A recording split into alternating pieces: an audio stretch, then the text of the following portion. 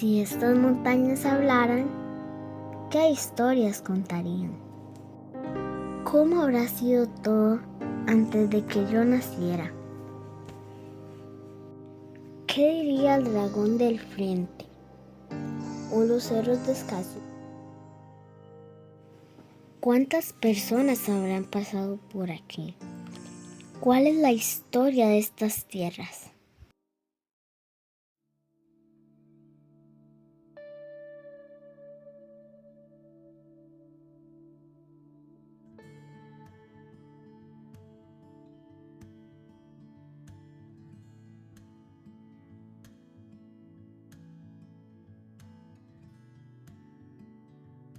Yo creo que la historia de Acosta es mucho más lejana que los ciento y resto de años.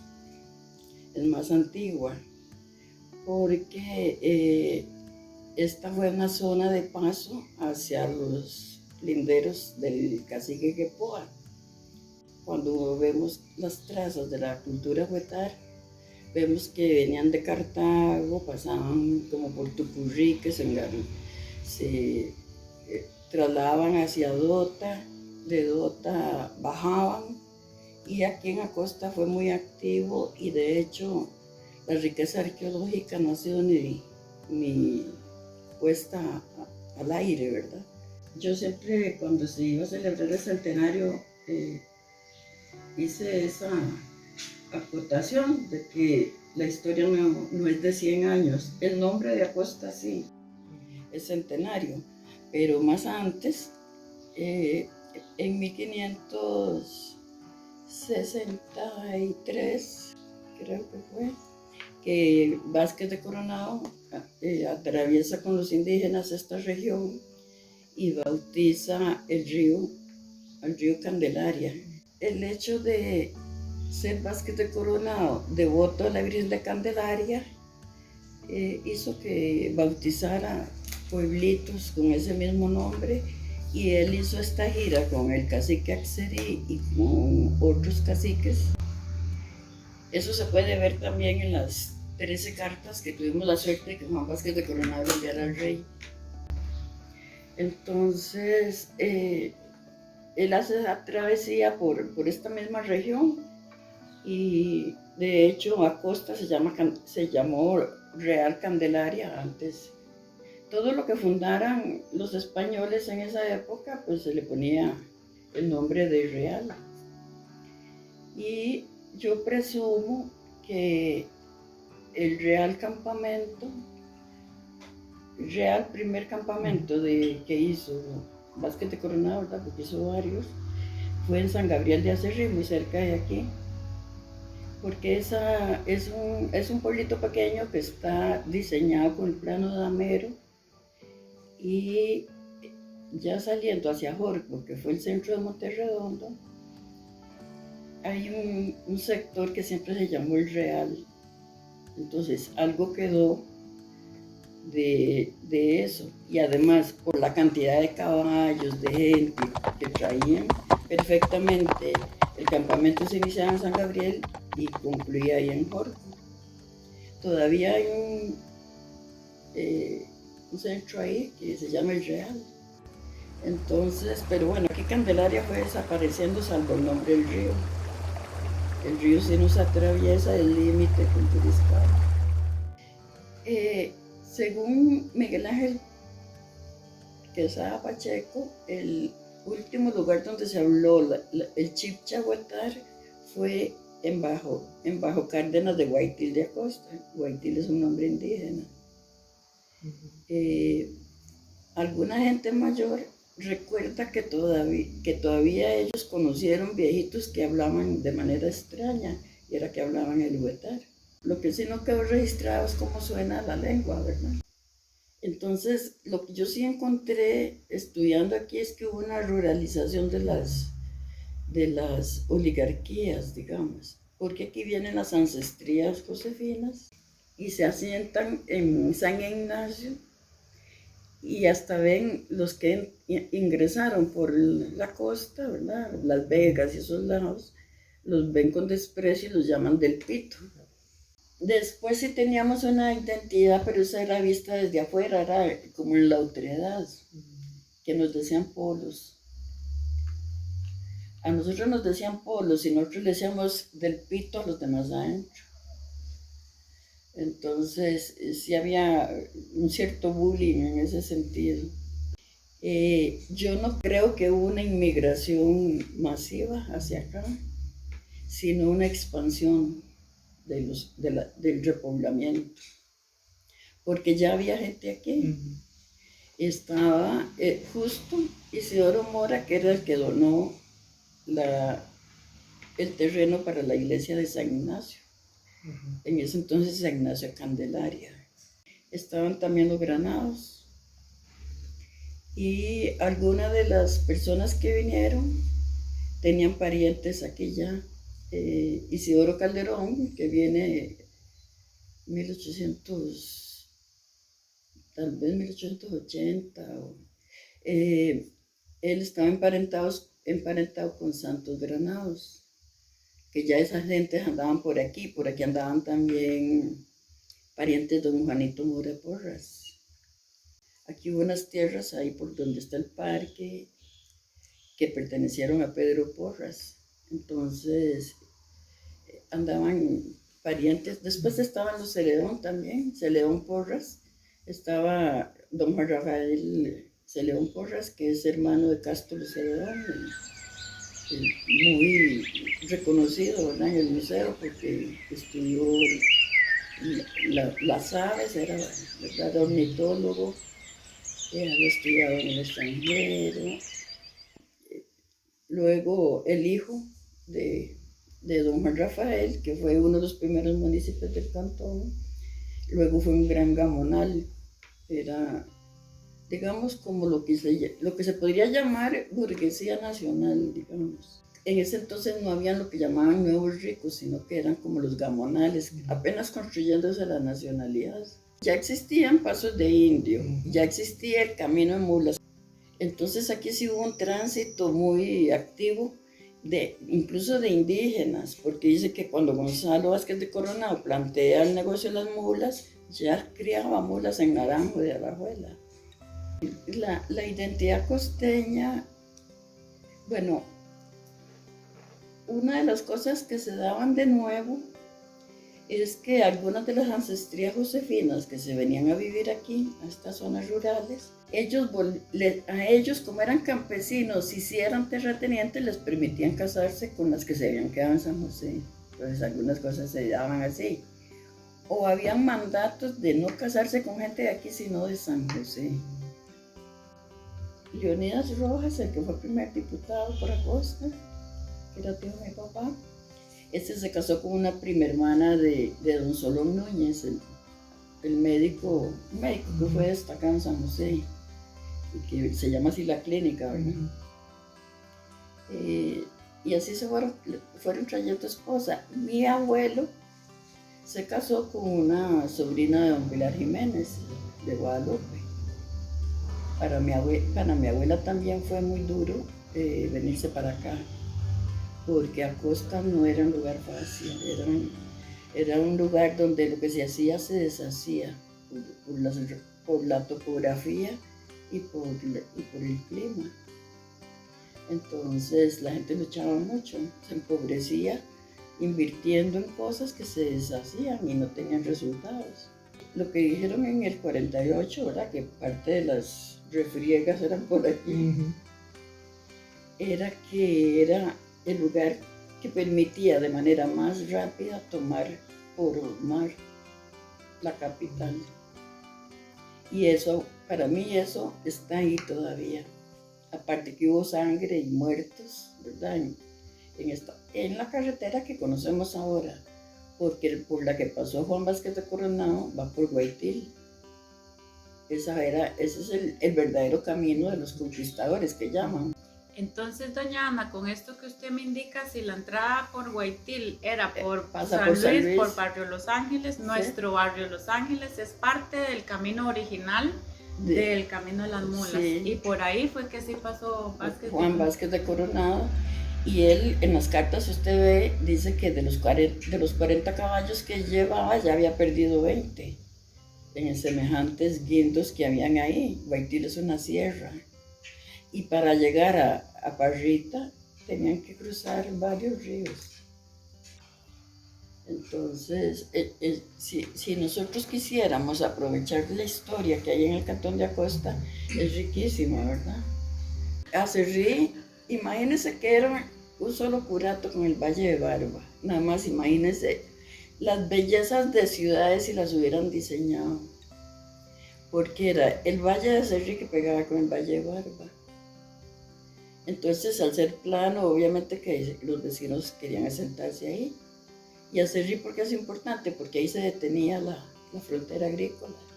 Entonces la gente comenzó a venirse, se duraron 3 horas de Acerrí a Acosta, a caballo. Y lo otro era que de aquí se llevaban muchas mujeres como empleadas domésticas porque eran muy honradas. Entonces la honradez es un valor aquí. Yo he encontrado diferencias aún en pueblos que son también de fuerte folclore religioso. Yo he encontrado que aquí eran muy diferentes los altares y se ornamentaban muy bonito con un espárrago que hay de antes. Había un empoderamiento y una apropiación de la cultura de parte de los comerciantes. Yo sí he sentido que los que antes fueron gamonales derivaron en comerciantes. El mercado era lindísimo, el mercado de aquí eran 3 naves repletas de toda clase. Ahora ya lo que hay son como una unión de pulperías, eso ya no es mercado para mí. Sí. No es como el que era tradicional y cultural. Tenían también la costumbre de dividir la noche en 2, ¿verdad? Se acostaban a las 6 porque esto era oscurísimo. Entonces a medianoche se levantaban a comer las ollas de carne y los pedazotes de carne que dejaban al calor del fogón, porque cocinaban con leña. Y me han contado que algunos hasta hacían una partida de naipes, se volvían a acostar y ya se levantaban como a las 4 o las 5. Las 2 formas que pudieron haber conducido a industrializar el agro aquí en Acosta se estancaron, porque de los trapiches no quedaron ni confites, ¿verdad? Y ahí por los Calderón, allá arriba, yo todavía veo los cañales viejos donde mi pobre mamá, cuando se le murió papá y ella tenía 17 años, ya tiene que ir a cortar caña. Como que el acosteño no tenía una visión de largo plazo, entonces nunca vio la industrialización. Digamos, ya los patios de beneficio y los trapiches eran industria, pero no dieron ningún salto más arriba. La comida para despedir al muerto, que eran muy importantes, las pasaban en bateas, así los gallos. Vea la cantidad de gente que llegaba. Entonces, la batea de madera era muy importante porque podían poner 100 gallos en una batea.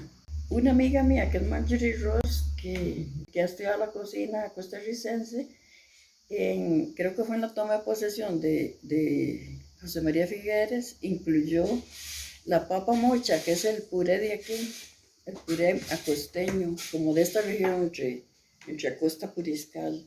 La papa mocha es un puré muy bien aderezado y con achiote.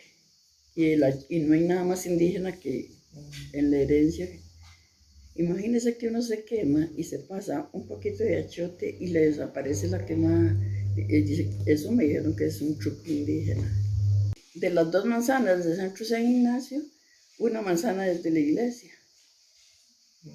Y lo otro más bien fue muy generosa de aceptar que se dividiera y se vendieran para poder hacer pueblo, porque ese no era el centro. Después bautizaban muy rápido porque decían que si no una bruja podía entrar y tomarle la sangre al niño. Había muchas creencias. Voy a contarle la primera, cuando un Viernes Santo, si uno se bañaba, se hacía sirena. Entonces no había que bañarse ese día. También las creencias eran que si uno hacía mucho abullo, lo asustaba la tule. Y uno calladito pareció ahora. Si salía de uno sin permiso, los duendes se lo llevaban. Sí, son creencias muy feas. Gracias a Dios que todo eso pasó. Y uno todo lo creía. Pongamos que los chiquitos los sacaban de una piedra y uno lo creía. Por mi cuenta de Belio, mi hermano, un día levantó una piedra a ver si había un chiquito. ¿Y sabe cómo no le salió una culebra? Había muchos mitos sobre las serpientes. Aquí son famosísimas las terciopelo. Aquí el gamonalismo fue fuerte. Se aportaron, digamos, como las comidas, mucha tradición. Me hacían a comerciantes que aquí había un mercado de perros. Vendían perros en el parque. Sí, a mí me contó don Adolfo Chengapoy, que era hermano de doña Hilda Chengapoy, que él vino a comprar perros en el mercado de perros que había en la costa. La cosa es que el 48 está poco investigado, porque todo lo que leí está muy apasionado y poco objetivo. Pero en la costa se vivió muy fuerte. Sí, en toda esta zona. ¿Ustedes no han visto una placa que hay en el parque? No. Ahí está la lista de la gente del 48 que fue a pelear.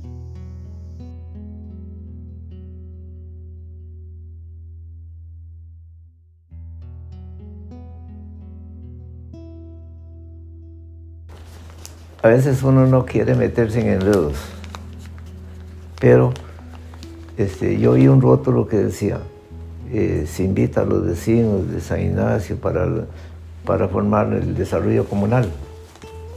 Y yo, ay, güey, mi alma, no me pierdo esto, porque yo oía que San Carlos estaba muy avanzado, San Carlos, con esas. Y entonces, de verdad me voy y digo, no, me voy a San Ignacio. Y ya llegué y de verdad, ¿cuándo es la reunión para...? Y ya, a tal hora. Digo, no me la pierdo, me voy. Y no me nombraron presidente del grupo, por sacar. Entonces había que meterse a darle más vida al pueblo, con amor, con cariño. Aquí no vengo yo a llevarme la plata, no vengo a servir. Lamentablemente hay gente que llega a ver qué agarra. En cambio, otros nos gusta más bien dar, que eso es lo que cuesta. Y ahora que yo estuve 8 años en la municipalidad, estuve en 2 periodos, en uno de Daniel Oduber y en el otro de Carazo. Con Daniel Oduber me tocó ir de contrario. Con Carazo ya tuvimos mayoría, porque aquí todo el mundo era liberacionista, solo eso debía. Y los calderonistas éramos poco. Pero ya ahí vino un cambiazo y era qué barbaridad. Yo me alegro mucho porque uno llegó y sirvió. Pero era eso, porque yo llegaba desinteresado, no tenía interés de nada. Estuve bastantes años abriendo caminos, buscando cómo comprar vagonetas, a estar pendiente allá en la Asamblea Legislativa. Ellos fueron los primeros que nos dieron un presupuesto ahí como de 200,000 pesos, que ahora, fíjese usted, con 200,000 pesos. Y vieras que de ahí logramos que se abriera el camino también a Sabanillas, porque ese era un desastre, viera. Donde yo vivía, era adentro, llaman la escuadra. Ahí nosotros, cuando yo estaba criándome, para poder salir aquí afuera, tenía que venirse uno a la 1 de la mañana, o a las 2 de la mañana, a caballo o a pie o como fuera, para poder salir aquí a costa. Pues no podía salir ni un carro, ni nadie tiene un carro. A caballo, rapidito, 3 horas, 2 horas y media, 3. Y a pie, más de 4 horas. Pero no, era bien difícil. Ahora no, ahora salen carros, cualquier cantidad de todo, a pie casi ni camina. Pero antes era triste. Oiga, yo a veces tenía 12 años cuando eso. Y me vendía a vender fruta aquí, con cargas en las yeguas. Y había veces que ahí en el camino se caigan y levantarlas del suelo y echarme la carga al hombro y ponerla. Salía uno como un cuzuco de barro. Y para venir ahí a vender una naranja peseta. Ahí a San Luis era donde llegaban los comerciantes a comprar frijol, maíz. Y el café teníamos que traerlo todo ahí a San Luis también, porque solo un recibidor había, el que llamaban los castros. Solo ahí en San Luis. Llegaba uno a las 6 de la mañana, viniendo ya de la 1 de la mañana. Y a veces eran las 10 de la mañana y no le dan ni el café. Y era esta tristeza. Y a veces hacían unos pleitos, porque pasaba tal vez uno delante y ya llegaba atrás, se pasaba adelante, al otro sin esto tomé la pelea. No hubiera esta tristeza.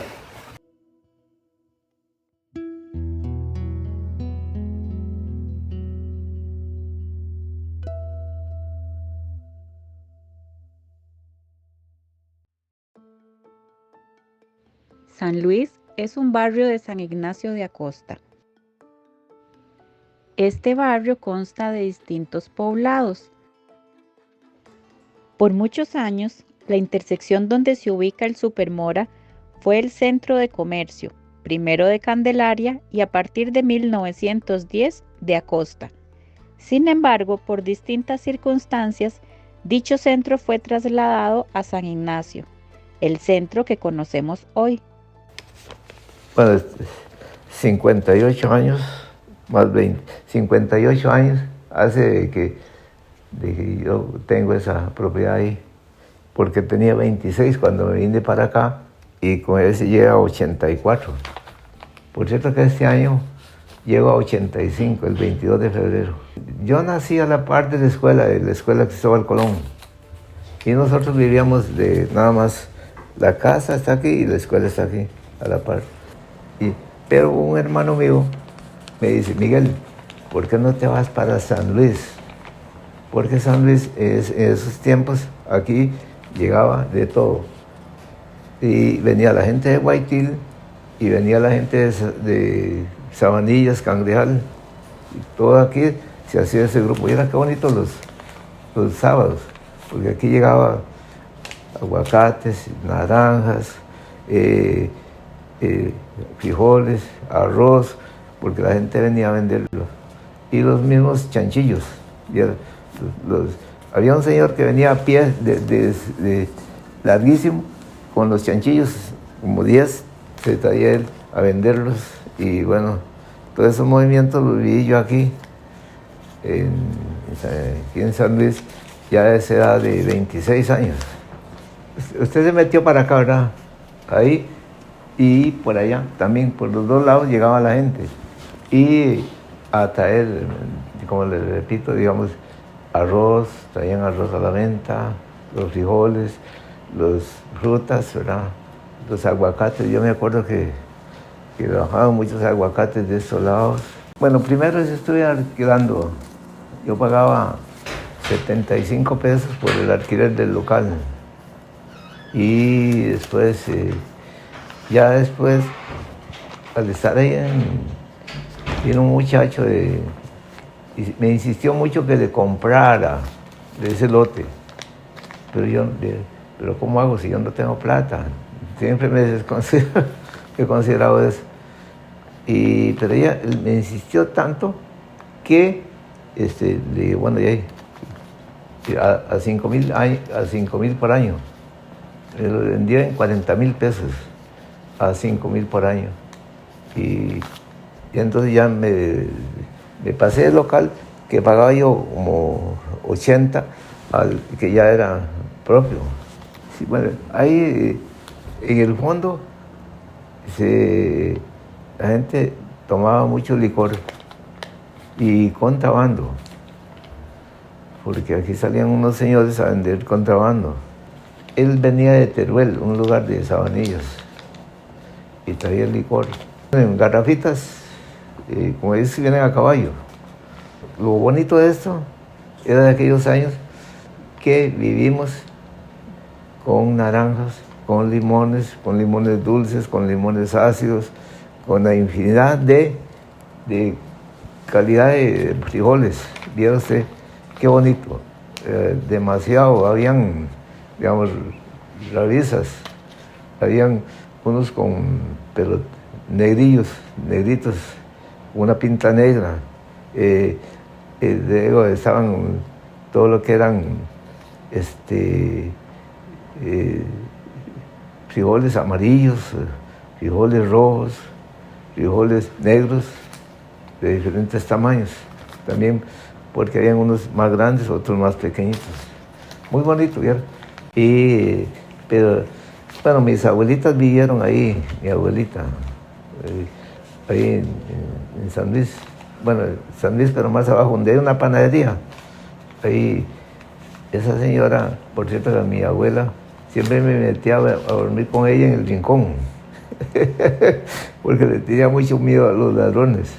Mamá me mandaba a mí, vaya a dormir con... Pero ya era que yo casi lloraba para venirme de la casa. Pero cuando me acordaba que ella hacía tortillas con frijoles y todo eso, ahí se le olvida a uno. Ahora ya no va para interés de tanto ir sino que iba uno a saborear algo, el que ella hacía, el café o los frijoles, como a las 6 de la tarde. Y siempre rezábamos el rosario, porque eso sí, esa gente no se podía acostar uno sin rezar el rosario. El agua aquí a San Luis está muy fea porque a veces no llegaba, solo tierra. Era un agua mortal. Hasta que ya nació, bueno, yo creo que ya Acueductos fue el que empezó a dominar lo que era el agua. Entonces ya ellos mejoraron la cañería y mejoraron las entregas del agua donde entregara.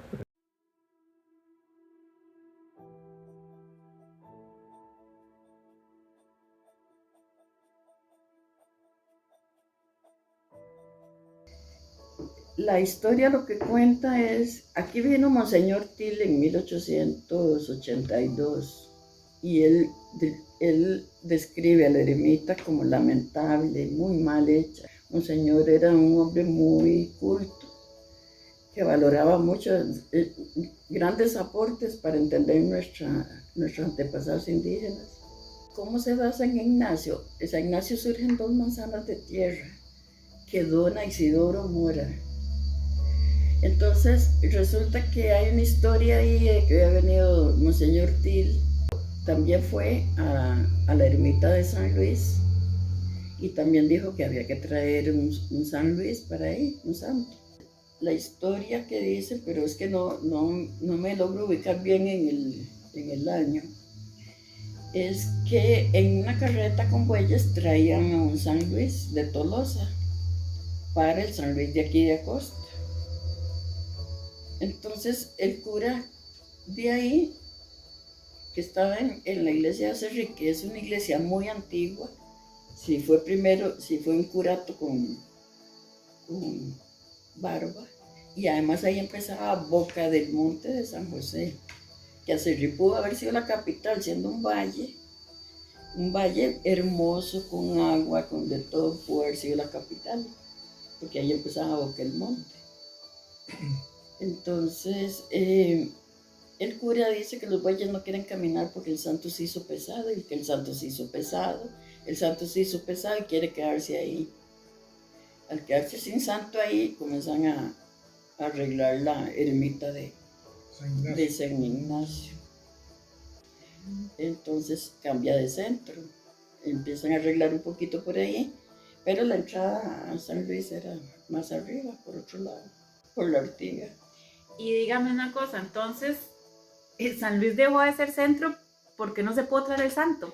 Una de las leyendas que hay, el santo se hizo pesado de que se quería quedar en Acerrí y se los dejaron ellos en la iglesia de San Luis de Tolosa, que es el mismo santo, el de Acerrí y el de San Luis. Por algo ya han puesto San Luis ahí.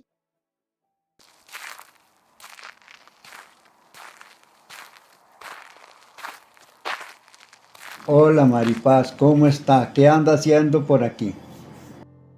Hola abuelo, ando buscando flores para hacerle un ramo a mi mamá. Ah, así de chiquillo era yo cuando ya andaba arriando vacas y llevando almuerzos, cuando todo esto eran puras fincas. Cuando usted era pequeño aquí habían tantas casas. Muy pocas, tal vez 4 o 5, ahora hay más de 100. ¿Jue? Sí, imagínese que hasta el nombre ha cambiado. ¿Cómo se llamaba aquí antes? Tulio es el que sabe esa historia. Jale a preguntarle.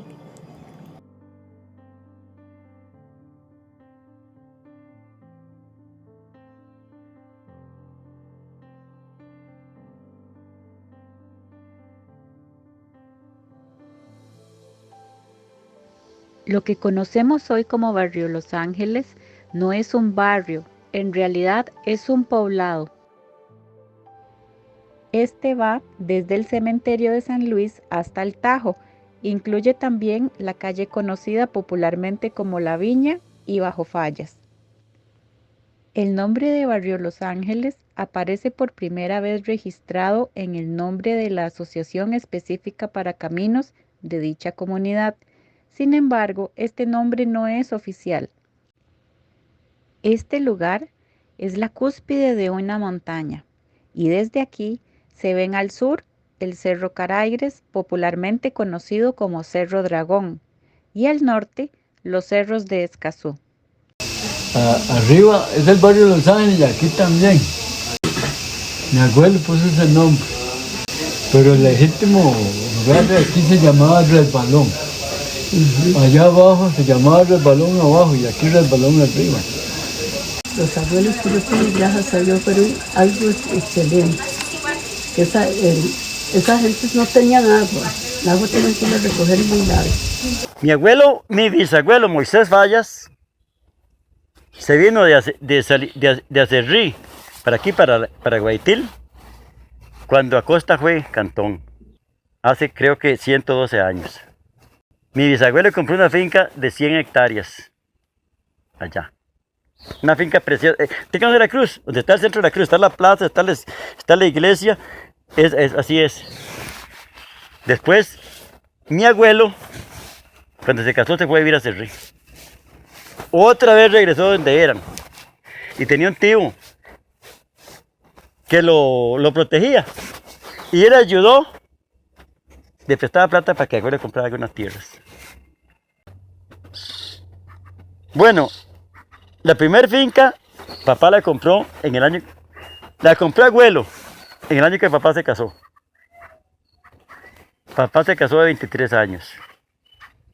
Papá se casó en 1941. La primera finquita que compró papá aquí eran aproximadamente unas 13 hectáreas. En ese tiempo se hablaba de manzanas, ¿verdad? No se hablaba de hectáreas. Más o menos 18 manzanas para ir 13 hectáreas, por ahí andaba. Porque, bueno, yo sé la medida, 10 hectáreas son 14 manzanas. Casi todo lo que ahorita ves aquí a la vista era de mi papá, digamos, todo no lo compró de una sola vez, pero después fue comprando y se hizo dueño de mucha parte de este Bajo Los Fallas. Cuando aquí dicen, usted vive en el Potrero de Los Fallas.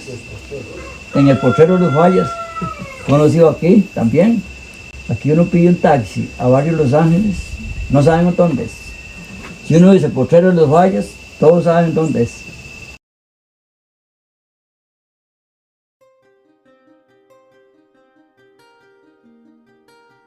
Chiquillos, teníamos trabajo, todos teníamos trabajo.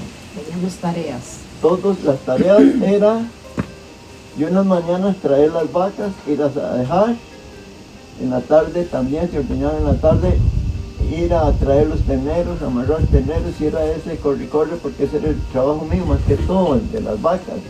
Y después otro trabajo mío, porque ya mi hermano mayor, los dos hermanos mayores iban con papá a trabajar, yo estaba más chamaquillo, yo era el almuercero. Entonces yo tenía que ir a dejarles el almuerzo. Pero papá, siendo tan buena gente, algo le faltaba. Que se iba a trabajar al bajo y no decía que estaba en el bajo, abajo de una finca.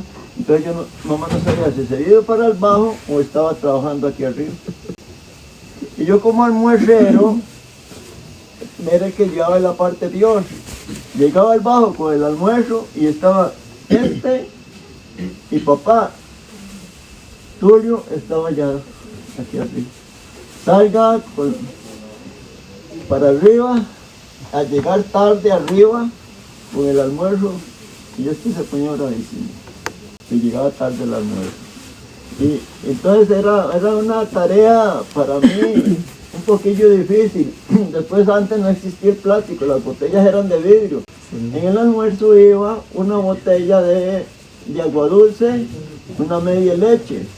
Varias veces me caí y se quebró la botella de agua dulce o la de leche. Y llegar, ya tal vez iba llegando abajo y se acaba de tomar agua, si estuviera aquí cerquita me devolvía y ya llegaba tarde. Entonces esa era el corre mío con los almuerzos. Bueno, la tarea mía era ordeñar las vacas.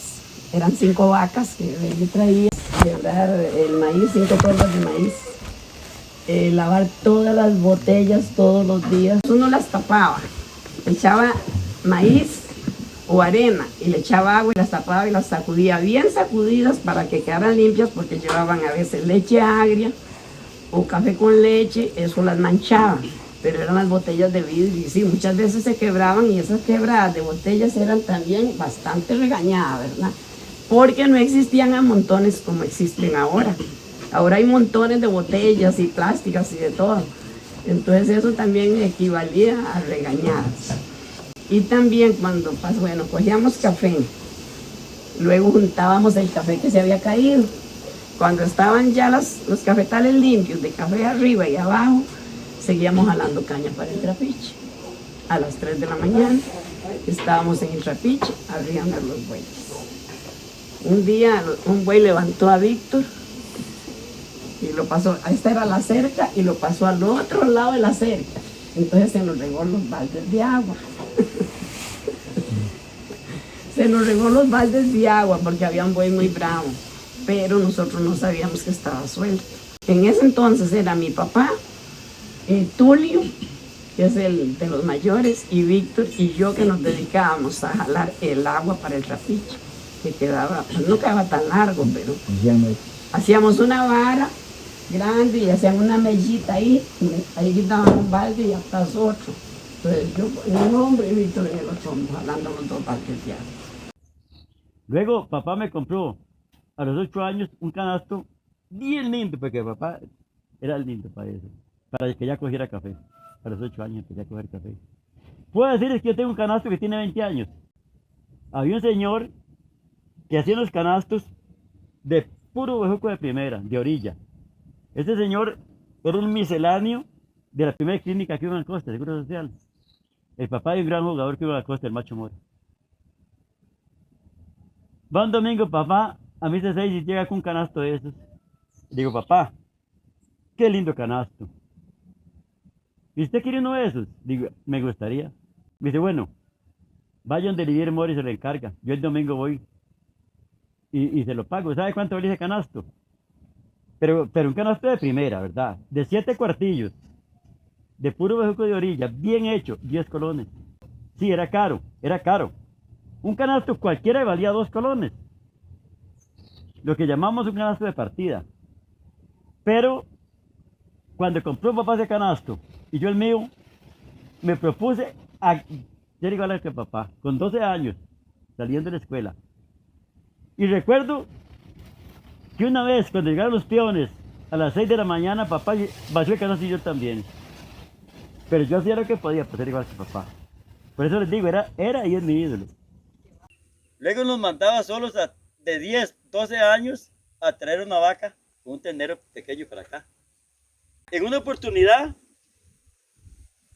se mandó papá a mi hermano, que tiene 8 años mayor que mí, a mi hermano Víctor. Nos mandó a las 2 de la tarde con 3 vacas para allá. Llegamos ya oscureciendo, teníamos que dormir en una casita que había allá. Para otro día, levantarnos y venirnos arriando 4 vacas ya con terneros pequeños para acá. Allá amaneció donde el tío mío tomamos café. Y papá nos fue a topar con el almuerzo. Aquí al bajo del río, a los puentes a los ríos de aquí en Salitral.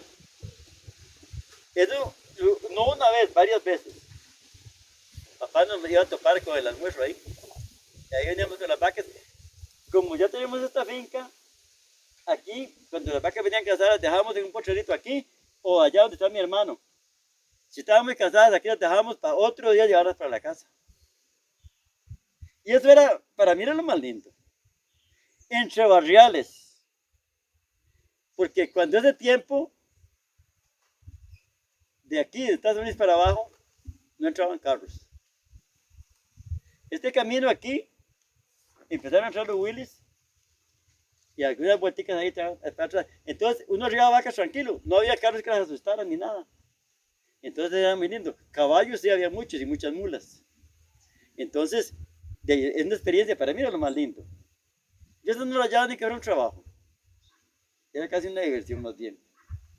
La gente falla generalmente era muy limitado. Papá era muy limitado en herramientas. Si aquí habían 5 vacas, habían 4 mecates. Andábamos soltando las áquimas de los caballos para coger el mecate, porque ya cuando había 5 vacas que ordeñar ya no alcanzaban los mecates, ni para los terneros ni para las vacas. Entonces papá esos mecates los estimaba demasiado.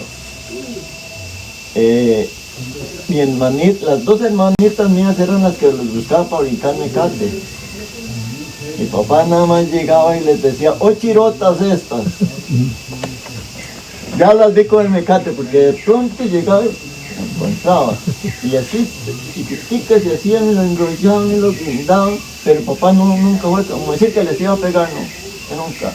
Después, para hacer una marca también, ese mecate. Otra vez, papá bravísimo, porque le cogieron el mecate para hacer marcas y para brincar. Y yo recuerdo, porque nosotros nos quedamos muy diferentes a papá, todos nos quedamos diferentes a papá. Y cuento lo mío, porque una vez la chica mía, la mayorcita, que ahorita tiene como casi 49 años, me dice, papi, vi allá no sé a dónde una hamaca, dice, una chiquilla meciéndose, yo quiero que me haga una. Le dije, sí, mira, yo tengo que ir a San Ignacio, yo vivía al río donde vivo. Ahora compro un mecate para usted, una hamaca, y otro poco para mí, porque lo ocupábamos para jalar caña, para jalar leña. Eso era el mecate todo el tiempo. Y de veras, me fui para San Ignacio, compré 15 metros de mecate, le hice la hamaca a ella, y casualmente venía papá bajando cuando la vi en la hamaca. Y todavía papá, a esas edades, que ya nosotros éramos viejos, papá todavía el mecate lo veía como algo que la ve en la hamaca y le dice, ay chiquita, que si la ve su papá en esa hamaca, él le hace la chiquilla, me dice, no, papi me la hizo. Eso me contó ella, y bajé yo luego más tarde aquí, me dice, qué alcahuetura la suya haciéndole una hamaca a la chiquita. Le digo, papá, así es, los tiempos cambian y hago yo. Cuando llevábamos, bueno, yo pasaba por ahí con las cargas de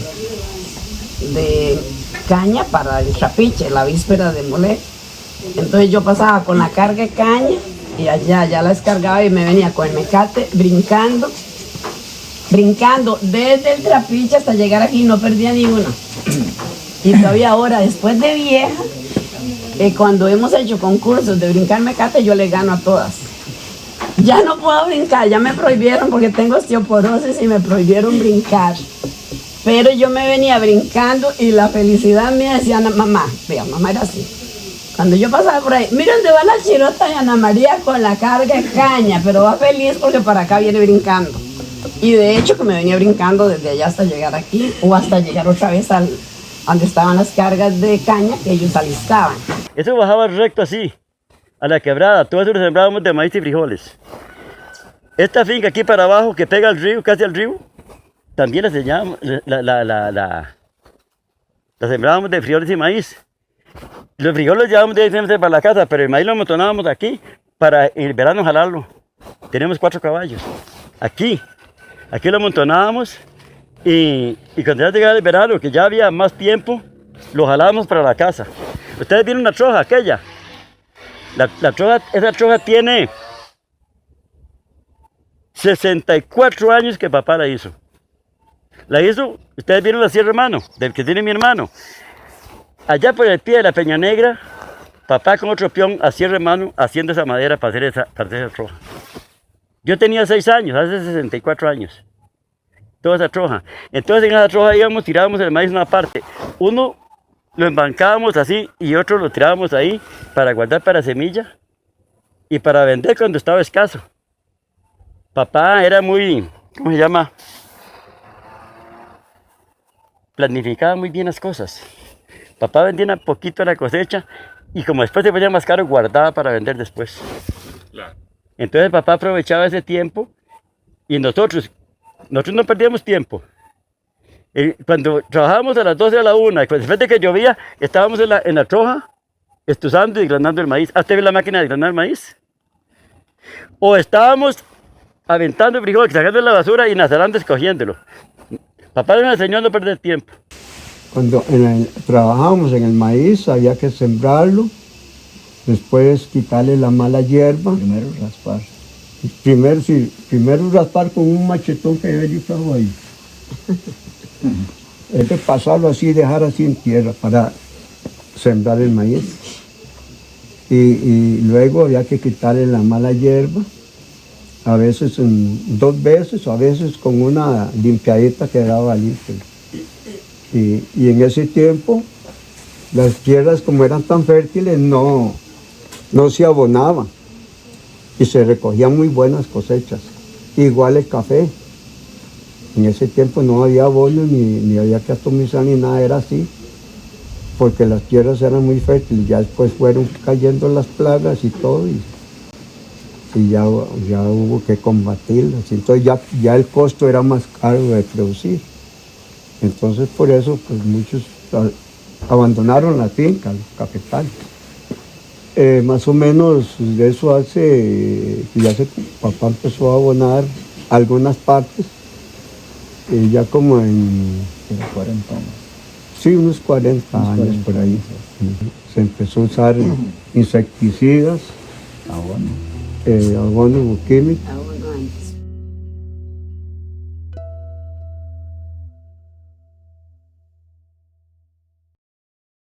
Yo caminaba 1 hora para la escuela de Centro de la Costa, la que estaba en Colombia. Luego, al 3er año, fundaron la escuela de Turrujal, que ahí los fundadores fue un tío mío, Roberto Fallas, y mi papá. Ya yo fui a 4º año ahí. Cuando se fundó esa escuela, era de suelo, de tierra. Luego, al siguiente, en los 2 años, o el siguiente, papá también fue fundador de la escuela de San Luis. Entonces, nosotros terminamos el último año de escuela de Fernando de Aragón, pero ya estaba la escuela de San Luis para terminar ahí, y mi hermano que seguía menor ya empezó a ir a la escuela de San Luis, y ya quedaba un poco más cerca, Era de madera, y había un poquito de sables, y al frente, donde está la iglesia, ahí había un diseñador. Entonces a veces se daban clases ahí, pues, no había espacio, ¿no? A la escuela, de mí para abajo, que éramos 4, pudimos sacar el diploma, porque de ahí los antes, de ahí para arriba, que es el que yo les digo, ya lo sacaban de la escuela de 3º o 4º, porque era trabajar. Para que usted tenga una idea de la edad. Perdone que lo interrumpa, pero es que nosotros los mayores fuimos a la escuela, a la Cristóbal Colón, hasta San Ignacio. Sí, no, y yo también. Y ya a ellos les tocó más cerquita. No, yo fui 4 años al centro, desde aquí, que después saqué el diploma en Turrujal, y aquí por propiedad privada, pero es de mi abuelo, ¿verdad? De mi abuelo José. Y mi abuelo José, usted lo sabe que fue dueño en Estevil, ¿sí? Y por ahí, de aquí por dentro, uno dice por dentro, aquí por donde mi abuelo, este camino usted lo conoce, acá era puro frente a la escuela, llega el camino. Porque de ahí para atrás, a trabajar y ya sabían leer y escribir, entonces dejémoslo así.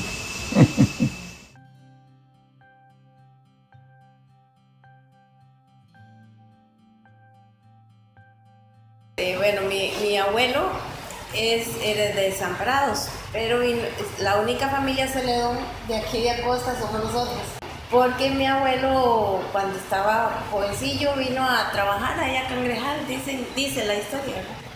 Y se vinieron a vivir aquí a Tablazo, y fue cuando ya se quedaron a vivir aquí por el cementerio de aquí de Acosta. Ya yo nací aquí, De estar ahí en donde yo vivo ahorita son 23 años. Después de que me vine a vivir ahí, donde yo fuera a vivir, me pasaban las de mi papá. Siempre andábamos buscando el beneficio donde uno vive. Entonces, fue cuando empecé yo a luchar para que entrara el camión de la basura, porque no recogían. Quería yo que se formara una asociación para trabajar en el barrio, para embellecer, hacer qué se hacía en el barrio. Y después, cuando ya una señora, Cinia, dos personas, el hijo de don Rafa también, me comentó que él sí estaría interesado. Entonces, ni para qué, yo ya dije, yo tengo ya dos personas que me podrían ayudar para formar una asociación. Y entonces fue cuando ya la formamos, la asociación. Ajá, y que Jeffrey, el hijo de don Rafa, trabajó también en las asociaciones donde ellos vivían, en la escuadra, don Rafa. Entonces él también ya tenía experiencia. Entonces nos apadrinamos y la formamos, la asociación. Pero ahí vamos en la lucha.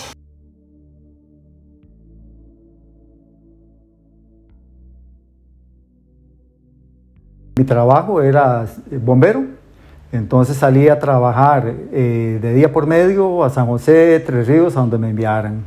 La primera vez que yo vine como bombero fue hace muchos años, estaba quemando un silo en un beneficio que estaba por Jorco, ni siquiera era costa. Era un silo de cascarilla, hubo que trabajar muchísimas horas. Hacía muchos años, trabajando en la estación de Barrio Luján, escuché que hubo un incendio en Acosta y cada unidad tenía un chofer asignado. Contaba la persona, que era ya un bombero retirado para ese entonces, don Manuel Hernández, que cuando ellos vinieron y lo sacaron a Acosta desde Barrio Luján para un incendio, había un bombero que era de Acosta. Entonces él hizo que el bombero que era de Acosta cogiera la bomba y la trajera, la condujera acá. Y la razón era porque él conocía el camino. La mayoría de los otros no conocían cómo llegar a Acosta. Es increíble, ¿verdad? Ese fue el primer bombero que hubo, porque era de acá, que fue lo que me contó ese señor, pero no sé el nombre, no sé quién era. Es anónimo. Luego, posteriormente, cuando nos vinimos a vivir acá, yo trabajaba como bombero. Y en una ocasión me llegó una invitación de un grupo de personas, don Orlando Arias, un grupo de personas que querían promover o construir una estación de bomberos. Se empezó a trabajar, en ese caso pues yo me comprometí a ayudarles. Se hizo una reunión con la dirección de bomberos, se hizo creo que en un local que está frente a la iglesia del centro, te decía ahí como un salón que ellos tenían. Ahí nos formamos como un comité, empezamos a trabajar, pedí permisos cuando trabajaba en la estación de Tres Ríos y me llevaba a las personas que se habían ofrecido como voluntarios acá. Una vez al mes las estaciones tenían una maniobra mensual, entonces me dieron permiso que cuando Tres Ríos a la compañía de voluntarios le tocaba la maniobra mensual, las personas que eran de Acosta nos acompañaran y esa compañía empezó a formar a esta compañía. Posteriormente, ahí fue cuando empezamos a capacitarlos. Luego, con el tiempo, logramos que nos prestaran un local. Andábamos buscando dónde alquilar uno y cerca de donde está la bomba de la estación de combustible, había un galerón. El dinero que teníamos lo invertimos en levantar un techo, en acondicionarlo para hacer una estación provisional. Para el 2000, más o menos en el año 2000, hubo un cambio de equipo en la estación de Tres Ríos, entonces nos asignaron una bomba nueva. Entonces se hizo como un tipo de ruta. La que primero que fuimos a entregar fue a una estación de Cartago, en Paraíso. En esa estación se le entregó una unidad, luego seguía la de Tres Ríos, entonces yo tenía que conducir esa unidad con el presidente ejecutivo del INS y su asesor. Entonces íbamos en la cabina, el señor veía hablando algo, entonces yo le dije que en Acosta lo estaban esperando. Entonces se hizo una reunión, Vino este señor y con el tiempo, en el 2001, ya se nos dio las credenciales, por decirlo así, y se fundó la estación de bomberos de acá. Fue un año muy bonito, fue una experiencia muy bonita, nunca me lo esperé, pero resultó bien. Creo que los terrenos le pertenecían a la iglesia, arquidiócesis de la iglesia, algo así. Ahí nos dieron la escritura y nos cedieron ese terreno donde ahora se encuentra la actual estación. Mientras esa estación se construía, teníamos esa provisional al lado arriba de donde está ahora la actual. Y bueno, fue un logro de una gran cantidad de personas. Me acuerdo que hacíamos actividades, el comercio nos apoyó bastante, hacíamos cabalgatas para tener fondos, hasta que ya se llegó a donde estamos ahora. Este casco es un casco de cuero, es estadounidense, perdón. Y era lo que usábamos para protegernos la cabeza. Lo tengo como reliquia desde entonces, lo he restaurado y me lo han ayudado a restaurarlo y es algo que conservo con mucho cariño, fue mi primer casco. Y me gustaba mucho porque es muy cómodo. Luego de estos materiales fue los que empezamos a usar. Aquí hay una fotografía de la compañía a la que pertenecí y ahí algunos nos vemos con ese casco de cuero. Posteriormente, este fue mi último casco. Es un material que es hecho de baquelita, igual protege más. La visera nos ayudaba a protegernos de la temperatura. La tela que está detrás es una tela, bueno, que la marca comercial es Nomes. Tiene un aditivo que no permite que la temperatura nos vaya a quemar, ¿verdad? Entonces, generalmente me gustaba mucho, es más pesado, protege más desde luego, pero yo siempre amé este casco, ¿verdad? Y este silbato lo tengo también desde entonces, está marcado con el número 055 y esto lo usábamos porque si algún bombero quedaba atrapado, uno no podía gritar. Entonces era más sencillo sonar el silbato para que nos pudieran ubicar. Nuestra historia no es una única historia, es el conjunto de muchas memorias, relatos y acontecimientos de quienes han construido lo que vemos hoy, lo que nos rodea. Esas son las raíces de nuestra identidad, la esencia de lo que somos. No la perdamos.